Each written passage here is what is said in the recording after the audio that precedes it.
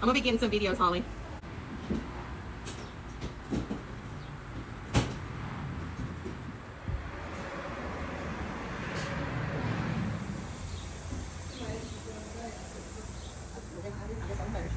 Oh.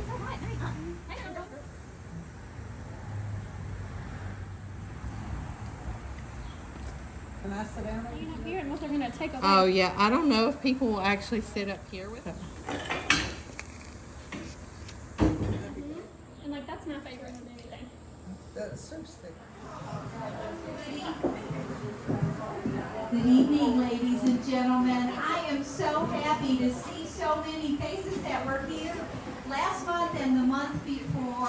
Tonight is our last class for the year. Not that we're not going to do it next year, because I think we've already agreed that we are going to do this next year. I have learned so much. I'm so thankful for these women who are sharing their time and their talent. And for all of you, I think I have gained as much out of the question and answer time as anything. So tonight, we're going to get started. We're going to be doing pressure canning. We're on a bit of a time thing, so they're going to have to move fast. I'm going to do drawings when we have a break in a little bit. But I do want to be sure and thank our sponsors tonight. We've got Billy Stinson, raise your hand, Billy. Billy standing up back there. And Beth Thompson, who was here last month too. Because of their generous donation, everybody can have a shaved ice and their sodas. I made some cookies today and cake, water. Just get what you want. There's enough for everybody, and enjoy. If you haven't signed up for the door prizes yet, hello there, come on in. If you haven't, when I come down, just raise your hand so that I can make sure that everybody is signed up. Thank you again for being here. I'm going to turn this over to our lovely teachers, Holly and Megan. Thank you, gals. Give them a big round warm welcome.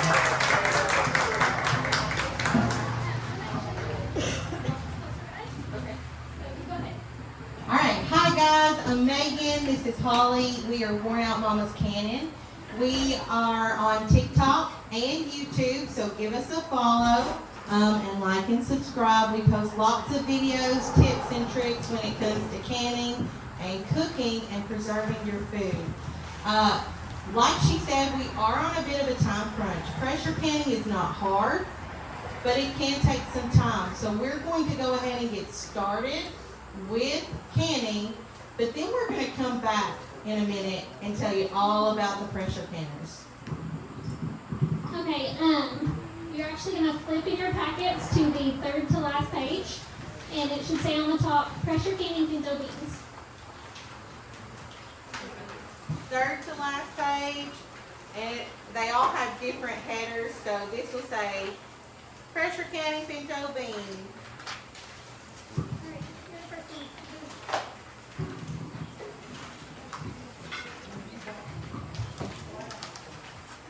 Sorry if I come off with a teacher voice. I have been teaching for the past week, getting back into the swing of things, so I do apologize.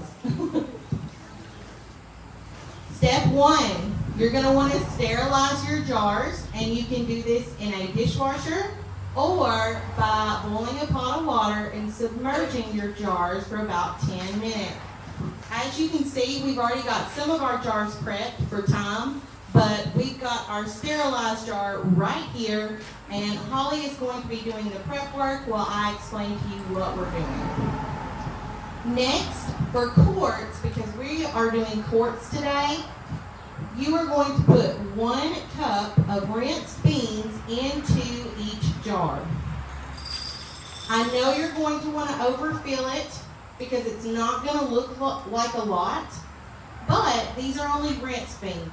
They have not soaked in any water, so what happens when you pressure can it, it's going to start soaking in that water and making that really thick juice that you like when you put it in a crock pot or on the pot of the stove pot all day. So don't overfill it. After that, you're going to put 1 teaspoon of canning salt into each of the jars. Now, this is an optional step. This is a step you can do now or you can do later, but but we like to do it now and let it cook into our beans. All right, next, you are going to fill your jars with boiling water to the 1 inch mark. Don't overfill your jars, but put it to the 1 inch mark. And I'm going to let her get this water in here and then we'll kind of show you.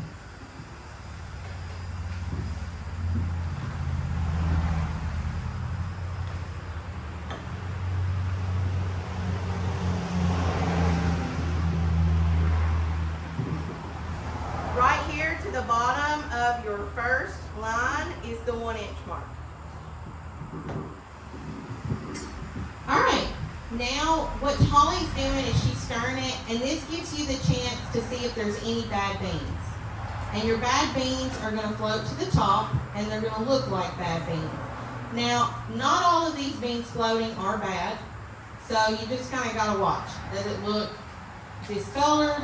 Does it look like not a bean? So you're just going to watch, and don't worry if some are floating. But that also gives you a chance to get some of that water into those packed beans. Then you're going to go through your processing, and you are going to clean your rims. And you can do this with white vinegar, or you can do this with water. I suggest if you are doing like sugar and sticky things, go ahead and get some of that white vinegar. It'll help clean that right off. But we're only dealing with salt tonight, and we just didn't get any on the rim, so they're still really clean. Put that lid on there and put your ring finger tight. All right. All right, now we're going to go ahead and prep our pressure canner. So you're going to put about 3 quarts of water in your pressure canner. Once you start canning, your canner is going to have like a water line that you can see exactly how much water you typically put in it. 3 quarts will get you enough water to where it can pressure can safely. So we just do 3 quarts as a rule. Next, you're going to place your jars on the rack that comes in your pressure canner. Make sure it's on the rack and not flat on the bottom of your pressure canner.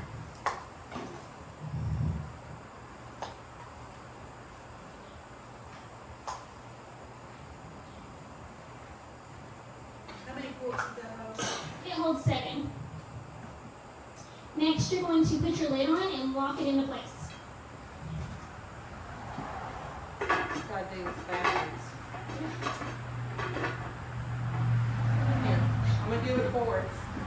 And you put the water just over the top? No, it's Not with just 3 this. quarts of water. It'll go about a third of the way up the jar. Yeah. So on pressure canning, that's a good question. You don't have to fill it all the way to the top with water. You'll really see that your bottom is going to have about that much water. Your jars are going to make it go a little bit higher, but overall, you do not have to fill your pressure canner with water. Right, next, now that our lid is locked into place, we're going to wait for a steady stream of steam to come right up the top right there.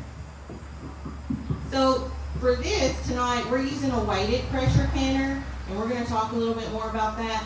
But you might also have a pressure canner with a gauge, and we'll talk about that as well.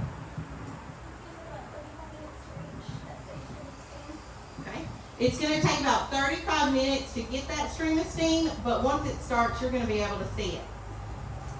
And now that we've got that out of the way, go to that first page, and we'll start talking about how to pressure can, what do you need, why we do it, and what can you do with pressure canning.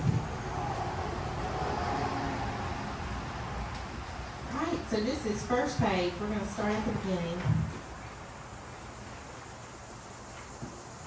For pressure canning, first you need a pressure canner, and that's deciding on what type of pressure canner you want. We both have Presto pressure canners, and Presto is more easily found in your retailers around here. So I bought mine from TSC. I know you can buy them at Rural King, and I know you can get them online at Walmart. So you can get a pressure canner with a gauge, and what that means is it's going to have this little gauge here at the top. You can get a weighted pressure canner, which is what we're using to pressure can our pinto beans. Comes with the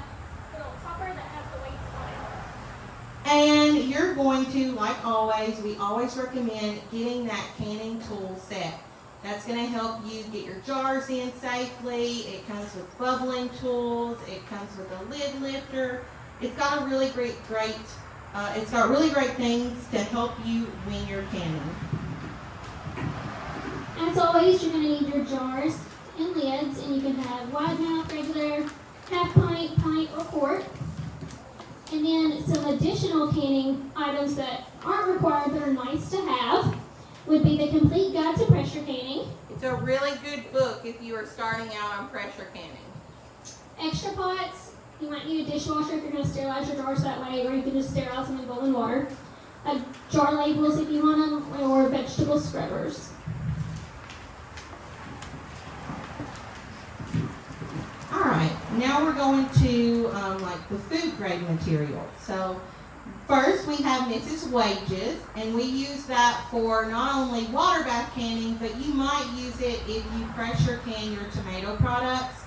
Do not pressure can pickles, and we'll talk about that in just a minute. But for tomatoes, you also can pressure can tomatoes, and it saves you a little bit of time. We don't personally, but Mrs. Wages is a great resource for evening out those spices and making a good product if you're not good with figuring out what you want to put in it. Canning salt or kosher salt. So if you can't find canning salt, kosher is what they say is the most comparable to the canning salt. And then citric acid, which is what you'll use for your tomato products as well. Okay, so why do we need to pressure can? We get asked this question quite a bit. Pressure canning is a method used to preserve low acidic foods, such as vegetables, meats, beans, broths. Low acidic foods need to be heated at least 240 degrees Fahrenheit in order to kill any botulism or bacteria that could grow. A water bath canner only heats your jars to about 212 degrees Fahrenheit. Now we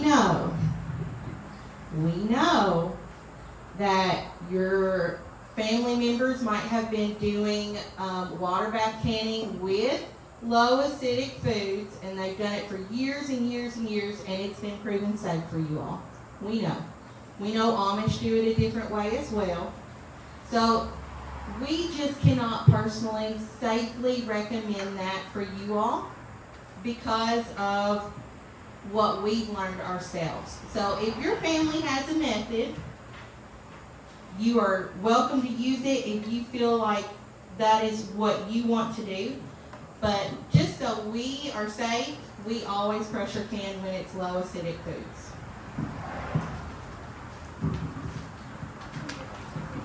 All right, next page. Okay, what can I do with a pressure canner? You can do lots of things with a pressure canner. Green beans, pinto beans, black beans, lima beans, literally any bean you can pressure can. Corn, potatoes, soups, meats, distilled water even, carrots, and pumpkins, and so much more.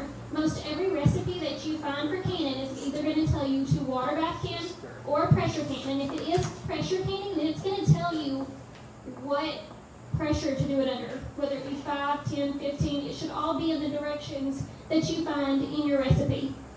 The thing that I love about pressure canning is I know a lot of your summer garden items need to be water bath canned or can be water bath canned, but pressure canning is one of those that I kind of do a lot of in the winter as well. I pressure can a lot of meats. I pressure can a lot of my potatoes that I feel like might go bad soon that have been curing.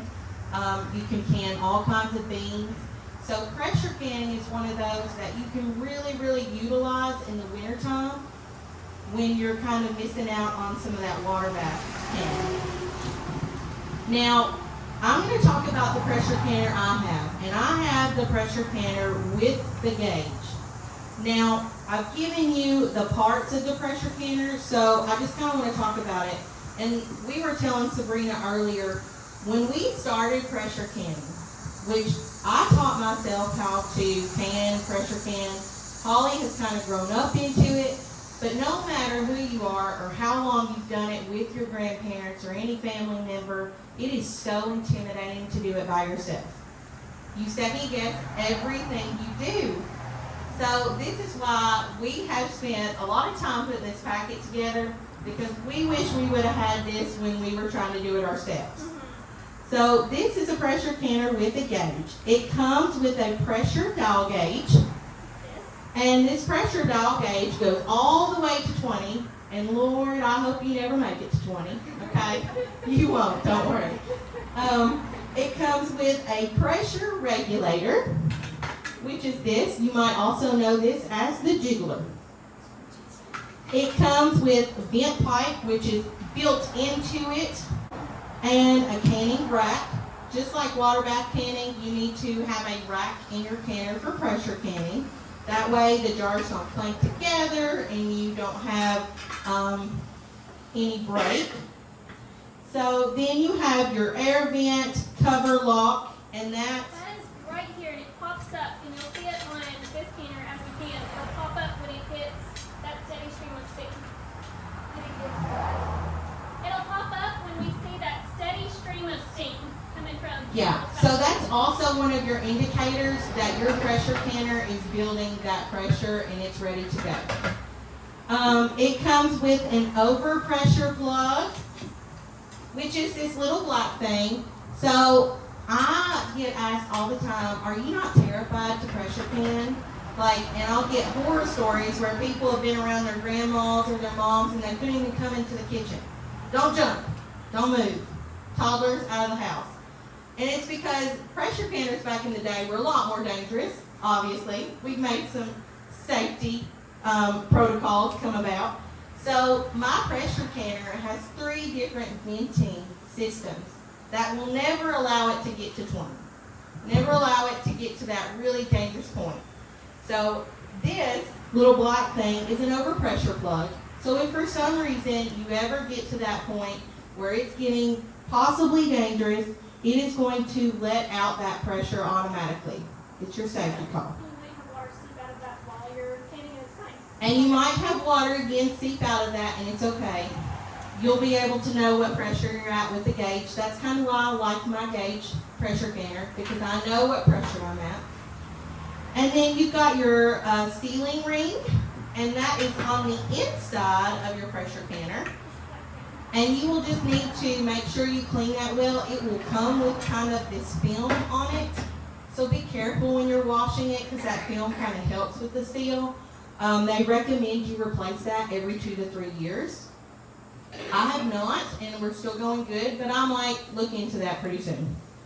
Locking bracket, and that's on the inside of your canner, and that is what helps your canner lock into place and begin that building of pressure. So this is a pressure canner with a gauge. Flip to the next page, and we'll give you a little bit more info about it. These are a little bit more expensive. They're a little bit newer than your weighted. And they are more commonly found right now in the retailers than the weighted. So like I said, you can buy them at Rural King. I ordered mine at TSC. I've seen where you can order them at Walmart. And you can get replacement parts pretty easily from the Presto site, or I even got a replacement gauge off of Amazon. So it's new enough that replacement pieces are easy enough to find. A lot of people like this pressure canner because you do have the gauge. So if you're newer to it, you can see that you've built 10 pounds of pressure, or you can see that you're going over into too much pressure. So it makes me feel better at times to be able to see it. And again, to use it, you're going to kind of go through the same steps of this. You're going to fill it with 3 quarts of water, or the water line that will come with when you cook with it. You are going to put your jars in, lock your lid, and wait. Turn your heat on high and wait for that steady stream of steam. So very similar processes, just different cosmetics. I like to turn my heat down once it hits that steady stream of steam, and once I set a timer for 10 minutes, after that goes off, I turn my heat down just a little bit. So it goes from all the way high to a little bit down to 8 or 7, just so it can slowly build the pressure. I don't want it to build too quick and then we try to cut it down there at the end. And then once you hit your pressure that you're needing for your canning recipe, you start your processing time. After it's done, you're going to remove your canner, all the canner, not the regulator yet. Move the entire canner off the heat and let this gauge come down to a 0. And you'll see the difference in just a minute when we talk about the weighted. But you're going to let the gauge come all the way to a 0. And then I even let it go about 10 minutes past that. Then you remove your regulator and let any built up pressure come back out, which happens sometimes, so you really need to make sure it's down to 0. And after that, you open the lid away from you and let your jar settle in there for about 5 more minutes because it can shock them. And that's what caused water siphoning. All right, now I'm going to let Holly talk about her weighted pressure canner. Yep. Okay, so this is my weighted pressure canner, and it was my Nana's. So I'm going to tell my age here because we've used it my entire life, but it's about 30 years old. These can cost anywhere around $100 or so, and it comes with the pot, the lid, the ring, the regulator, and the weights, and the rack. This fits 7 quarts and 9 pints. This differs from the pressure canner that has a gauge because it regulates its own pressure and you can't physically see the pressure you're at. You use the weights to maintain the pressure you need. We're in Kentucky, so you're not going to need anything more than 10 pounds of pressure 90% of the time. Kentucky is at a 750 elevation level, so it's 1,000 or more that you have to pressure can at 11 or more, depending on your elevation. So Kentucky's good. Any recipe that calls for like 11 or things like that, we normally go ahead and do anyways at 11, but normally 10 pounds is a set for Kentucky. Okay, let's talk about the weights. When you get your pressure canner, it will come with 2 different weights. So this itself is 5 pounds of pressure. When you add a weight, that's another 5 pounds of pressure. So if you add both weights, you're up to 15 pounds of pressure. So tonight we have our 10 pound of pressure on it. Like all pressure canners, once you get to this step, you're going to wait for that steady stream of steam, just like Megan was talking about. After 10 minutes with that, you will add on your appropriate weight, which is 10 pounds. Once your regulator begins to steadily rock, which you'll see it when it comes to pressure and we put the weights on, but it'll just teeter back and forth. And once that starts to teeter, you'll start your processing time. If the regulator begins to shake like violently, that means you need to turn your heat down just a smidge. It'll get louder and you'll see You'll the see it. difference. And you'll probably see it tonight because we're going to let it get to rocking and then turn the weight down. That way we know it's hit 10 pounds of pressure. After the time's up, you're going to remove your canner from the heat and wait I wait about an hour because you're not going to be able to see your pressure coming down. So just like as a rule, about an hour. And then it's time to release that pressure. So I'm going to take off the weight, make sure no steam is coming up out of this little pipe right here. And then I can take the lid off and open it away from me. If you open it towards you, you're going to get all of that built up steam towards you.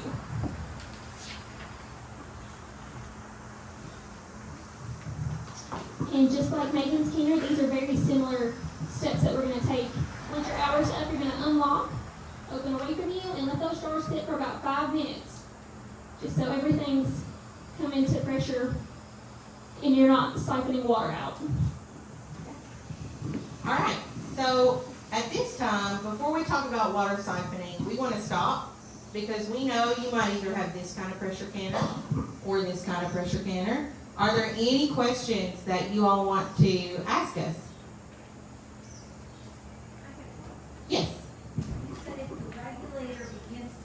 violently turn the heat down, is that for both? Or just the weighted? Just the weighted. With the weighted, you're gonna see it in a minute, but with the weighted, it's gonna teeter. So if it starts really going at it, that's when you need to turn your heat down just a bit. And it's loud, like you're gonna hear it when it starts. You're gonna be like, oh, that's what my grandmother's kitchen sounded like. Now this one too, if it's a 10-pound, if it's building up 10 pounds of pressure and you step away from it and you start hearing it swish, that kind of means you're going into too much pressure. So that's happened to me before. And I'm gonna say, as a pressure canner, even though you need to watch it quite a bit, sometimes you have to do something else.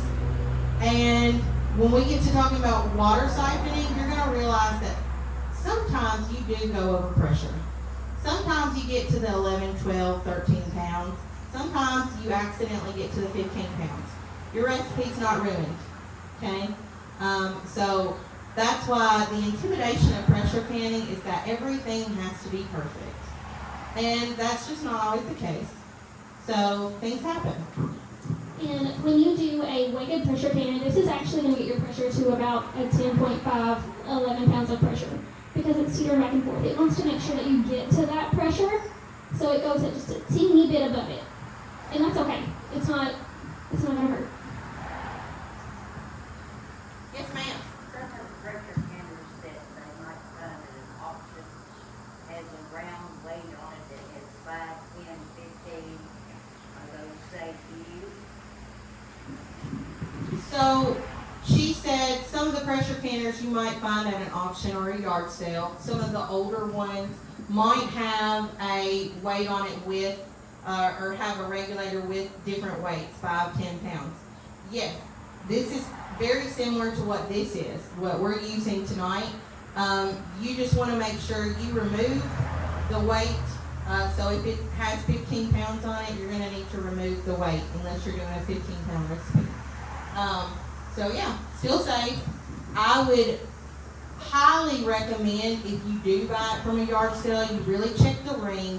Hold this real quick. I would recommend you check this ring. Okay, make sure it's not like corroded or anything. I would make sure you check your pop-up vent because sometimes it might be missing a part.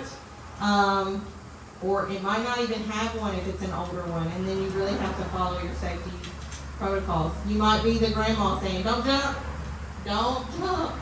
Okay, so just look at what you're buying. You need to make sure this air vent is cleaned out and not rusted through. So every couple of times I use my pressure canner, I kind of blow through this to see if it's cleaned out, to make sure nothing's blocking it, because that could be dangerous. Best bet is to buy if you buy one of your.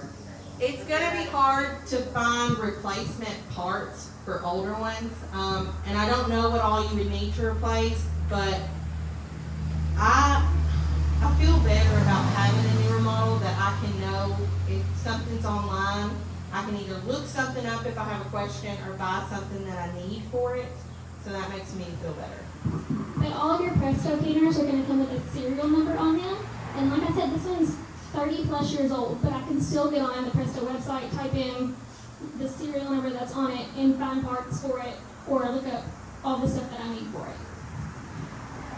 Another really good brand is, I think it's All American, is that what it is? That's another really good brand. So I would recommend Presto or All American as pressure canners.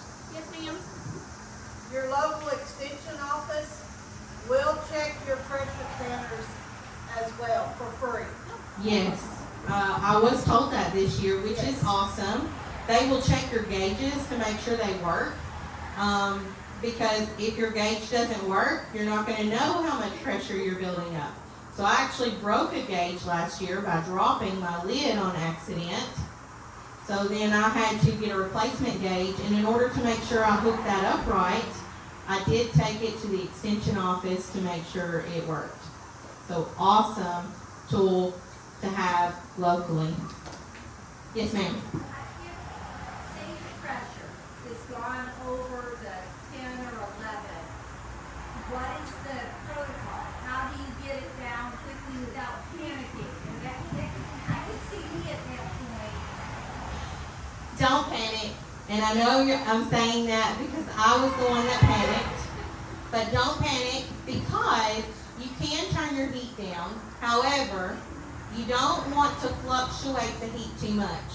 So if you're at a 10-pound pressure and it goes to 13 pounds, I would turn down your heat a little bit, but I wouldn't turn it all the way down because you're not going to want it to go all the way back under 10.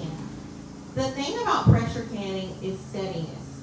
You want a steady pressure. It can go a little bit over, but you don't want to fluctuate it because that's what's going to cause the water in your jar, which if you pressure can, it's a lot of vegetables with water on top of them. That's what's going to cause that water to come out, is the change of pressure. That is also one of the reasons that I am partial to the weighted heater because it takes that part of it out for you. It's going to teeter back and forth and let that pressure off for you, so you don't necessarily have to sit there and be like, oh goodness, what are we doing? Yes. When you adjust it down, how quickly would you see the temperature drop? It takes a while. Just like it's taking a while to get our steady stream of steam right here, pressure canning takes a while to build the pressure and release the pressure. So once you get to 10, for some reason, it seems like a second later you get to 11. But it'll take a while to release that pressure, and it's okay. As long as it doesn't go higher. You know, you're just trying to make sure, like there have been multiple recipes that I've gotten to 12 pounds on accident, or even 13, and they've been perfectly fine. But there was one mistake that I made early on, is going from 10 pounds when I saw it go to 13, turn my stove way down, and when it went back to 10/9, I had a lot of water siphoned out of my recipe, and that's because I changed pressure too quick. I changed the heat too quick. So just be careful with that. Don't turn it down to the point where you're going to dramatically lose pressure quickly.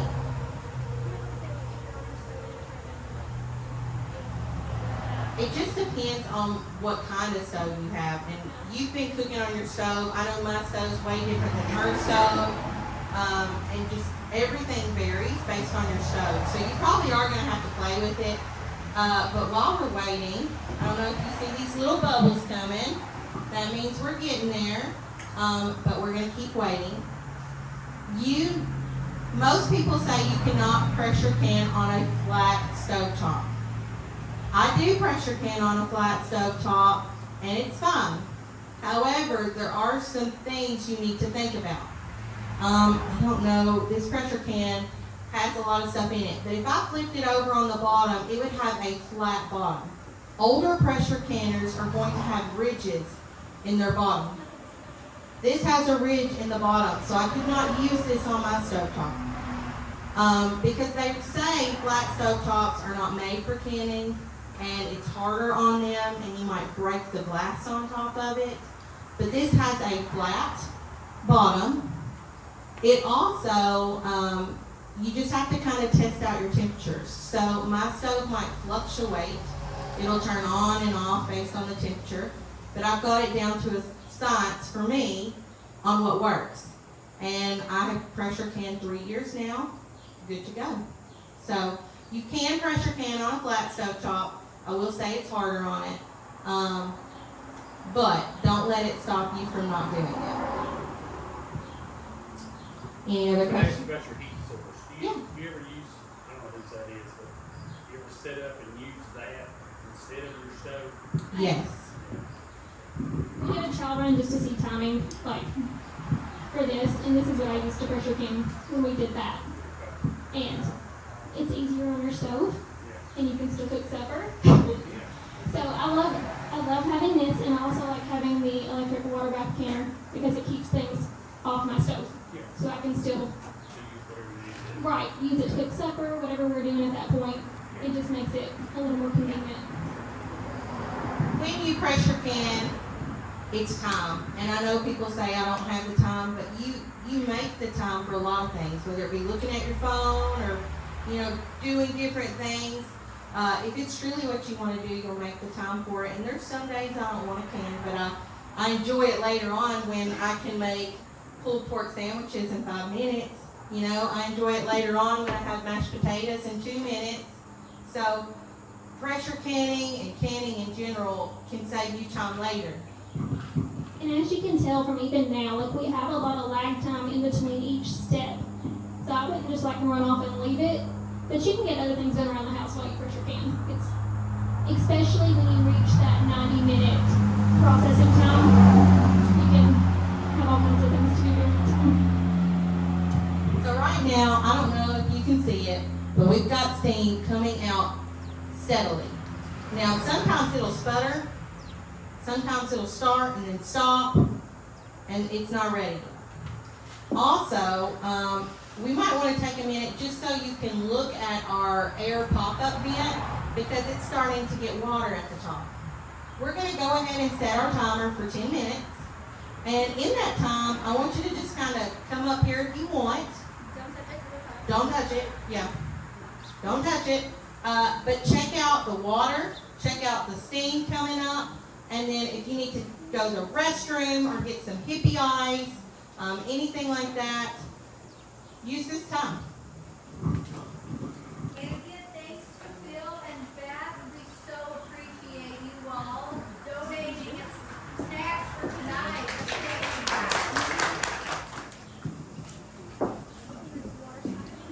Yes, let's talk about water siphoning. Pressure canners fear. When I first started pressure canning, I did green beans. And I was so excited. But the worst part about pressure canning is you cannot see it throughout the process.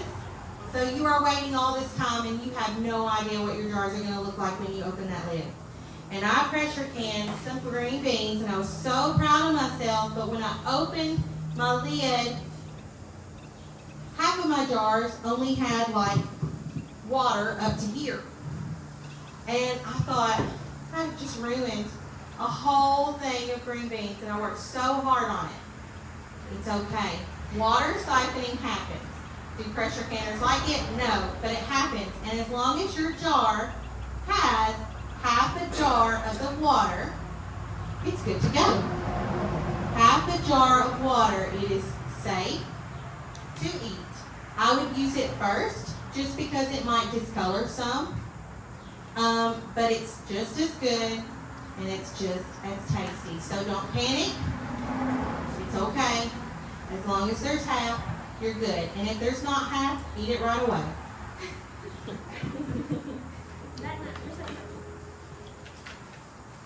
All right. So now that we've added our regulator, there is a good chunk of time before it builds up pressure. And then after it builds up pressure, we're going to wait another chunk of time. But y'all might not be here during the entire time. So we've kind of set up different stations so you can see each step. With that being said, I know Sabrina has a ton of giveaways that she wants to do. So we'll do some giveaways right now. Yes, ma'am. I see some of them have lids and some of them don't. So what's the difference in? Oh, that's such a good question. I've seen people do it with and without. Now, we do some with rings just because we're packing them places. These lids can get kind of sharp. And when we're taking it places, we don't want to affect our seal in any way. But anytime you can something, before you open it, you're going to want to check that seal. And you can do that with the finger lift test, okay? And you can do that. You're going to smell it. You need to smell it. But also, we learned this the hard way. If you give away produce, like pickles, and you store it without a ring, and you give it to somebody without a ring, once they open that jar of pickles, if they are not a canner, and they don't have rings, there is no way for them to safely seal back that jar. So a lot of our pickles that we give away, like Christmas gifts, we will check them before we give them to somebody, but we will keep them with the newer rings because once you can a while, you get some rinky-dink rings. So we'll keep the newer rings on them so they look nice and pretty. Check the seals, but this way they can store it long term. And you're going to check that seal as soon as your jar cools down. You're going to make sure that it's sealed so it's not popping. And then before I put it on my shelf, I'm going to undo that ring, check it, and then put that ring back on. Because I like to store mine with the rings just because we give a lot away. Sometimes they stack better with the rings as well. It kind of gives some cushion. And some of the Canner 101 will tell you do not store them with rings and do not stack them. But when you can a while, you know, as long as you check that seal, as long as you make sure that you check it, everything's good to go, it is good to go. So the only reason they recommend that is because you might not check it and you might have spoiled food. So check your seal by doing the finger lift test and then smell it. You're going to smell bad. Sometimes I would say check for discoloration, but sometimes that happens if your water has siphoned out. And just like Green beans discolored. green beans discolor, I have some green beans from about 2 years ago. They look a little bit different than my green beans this year. They're still good. They're just a different color. All right, any other questions? Yes? And I may be getting ahead of you guys, but what is this citric acid? Citric acid is for your tomato products. And citric acid is a questionable product because some people swear by lemon juice. Now, I'm one of those, I really like lemon juice more than I like citric acid. I think it gives a better taste. If you're going to drink it or make something with it, I think it gives it a better taste. But some people like citric acid because it's proven and made to preserve tomatoes. I think it gives it a little bit of a different taste. But I do use it. The whole idea is to change the pH. Yes. It safely preserves your tomatoes. It gives it the acidity or the pH that it needs to safely can in a water bath canner. But then people do pressure can tomatoes and cut the time. But it's up to you. Some of you all will use lemon juice. Some of you all will use citric acid. I use both, but I prefer lemon juice. Citric acid also will help, like when you peel your peaches, for them not to turn brown. Okay, Oh, I didn't know that. About discoloration. Yes, because we put up peaches this year, and when you're cutting them up, Yes. just sprinkle, not dash it, just sprinkle and then mix them up, Mm-hmm. to keep them from turning not brown. Lemon juice will do the same thing as well. So if you don't have citric acid, lemon juice does that as well. I did not know citric acid did that. Now, I know some people that do not can with citric acid, and they test the acidity of their tomatoes. I'm not sure what it is, but if you are one of those, you don't want any additives, they get these pH sticks, and if their tomatoes are this much acidic, then it is safely canned. But the thing is, tomatoes are so varied now, the acidity can fluctuate depending on what you're using. So when I use tomatoes, a little off topic, I get really bad heartburn and things, so I like to use San Marzanos. And there's a lot less acidity, so I have to add things like lemon juice and citric acid to make it safe to can. Yes, ma'am? Why canning salt is not regular table salt? Table salt is iodized, and that changes the color, and it's not dangerous, but sometimes when you see a foggy tint, it makes you think your jar has gone bad. So they always do not recommend anything iodized. That's why kosher salt is good, and canning salt, just because it's not like the iodized table salt. So you can use it, but most recipes will not put it in the recipe or recommend it, just because it changes the colors. And it would be hard to tell what's safe and what's... And if you're new to canning, I definitely don't recommend it, because it would be hard to tell you what's safe. Because even though discoloration is fine, when you're new to canning, you want it to look just like the picture that pops up on the recipe. So you can, but I would recommend kosher or canning salt. Yes, ma'am. Have you heard of like the multi-cookers, Yes. using those? When we get some more money, we're gonna buy some, because pressure canning, like you said, takes a long time. So when we do a lot of pinto beans, it is like an all-day process. But Amish, and this is for water bath canning, they have huge, like oval, multiple stovetop water bath canners with the racks, and they stack. So they can knock out like 40 to 50 jars in one go, which is just amazing. We do have a Bayou pot that we got this year that allows us to can a lot more, a lot quicker, water bath wise. But it does not have the stackable attachment. I'm sure we could get one, but stackable, I've heard, is just the same. You're just stacking. I met those, you can get those, it's called a multi-cooker, and it's pressurized. And you can slow cook it, or you can pressure, and I've seen that you can can in those too. Like Instapots and Yes. things like that? Yes. Okay, yes. You can pressure can in Instapots. Instapots, from what I've seen, aren't very big. I don't personally own one, so you probably couldn't pressure can a lot.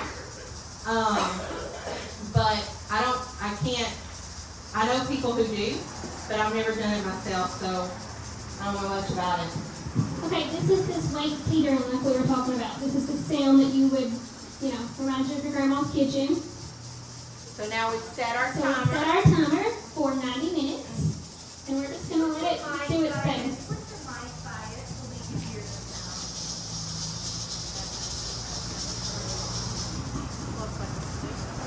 Now, if you hear that on the gauge, pressure canner, that means you need to turn it down a little bit. It doesn't mean you've ruined it or anything like that. It just might mean you really need to watch your pressure, because it is not weighted as far as, that's not what maintains it. It really focuses on the heat. So just keep an eye on it with the weighted, or with the gauge pressure canner. Right, and this is that teetering that you're gonna want. Here in a little bit, we'll let it get a little bit crazy, and I'll show you when you just turn it down. But this is that normal teetering back and forth that we're looking for. Yes, ma'am. I have one of the electric pressure cookers, and I only have a couple of doors at a time when I'm in town. So I looked online, and it says, oh no, you're not supposed to can it. I got an office manual out of the page that says you can can these. I can do 3 or 4 jars at a time, or 4 or 5 jars at a time with my pressure cooker. Okay. See, Basically, you put it in there. so she's saying she does can in them. And like I said, I normally, when I do can, that might be something helpful for when I do tenderloin, because I buy them on sale, so I don't always have a massive amount, so I might only can 3 jars at a time. But yeah, normally when I'm doing something, it does have full 7-quart, I use every bit of it, but that might be helpful with my tenderloin. Is it quick? Is it? 20 minutes, I put it in there, put the water, fill it up, and then 20 minutes, waiting for the pressure to come down, and you know what to do. And that doesn't go, if I have a big pan, and I only have 3 jars, 20 minutes, like an extra space in there, is that okay? Oh, tell them about the extra space. Okay. It's really cool. So when we pressure can, and I don't have the canner loaded down, I'm gonna put a jar of water in it.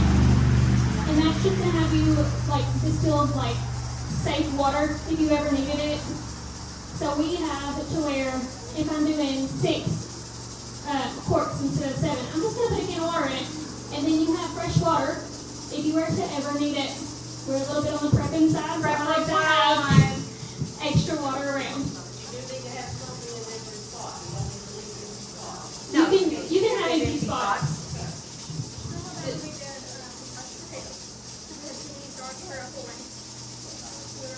Oh, yeah. So sometimes, like when we did potatoes the other night for one of our YouTube videos, we had 8 jars. 8 jars.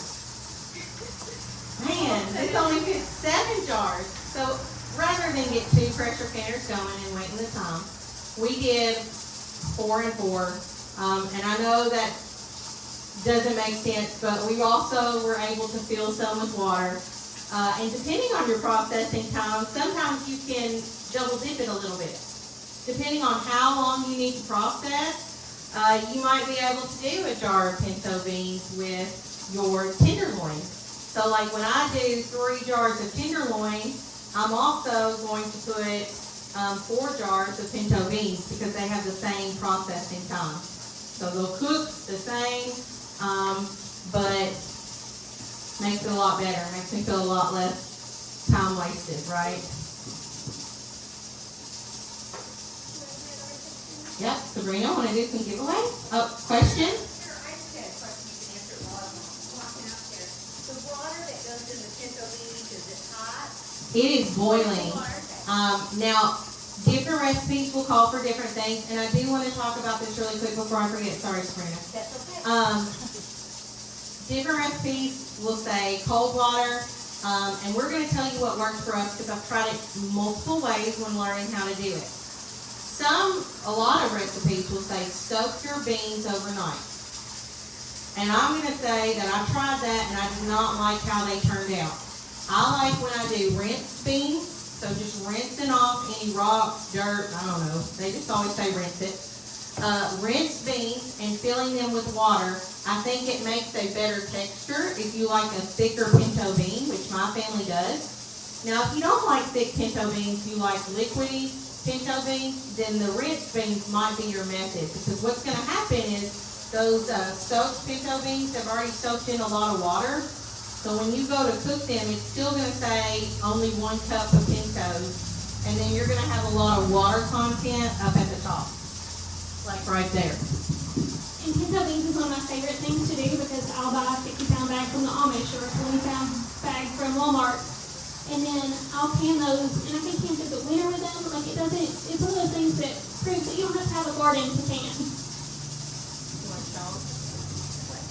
It's getting a little. Alright, so this is rocking a little bit much now. Instead of teetering, she's kind of spinning. So we're just going to turn it down just a smidget.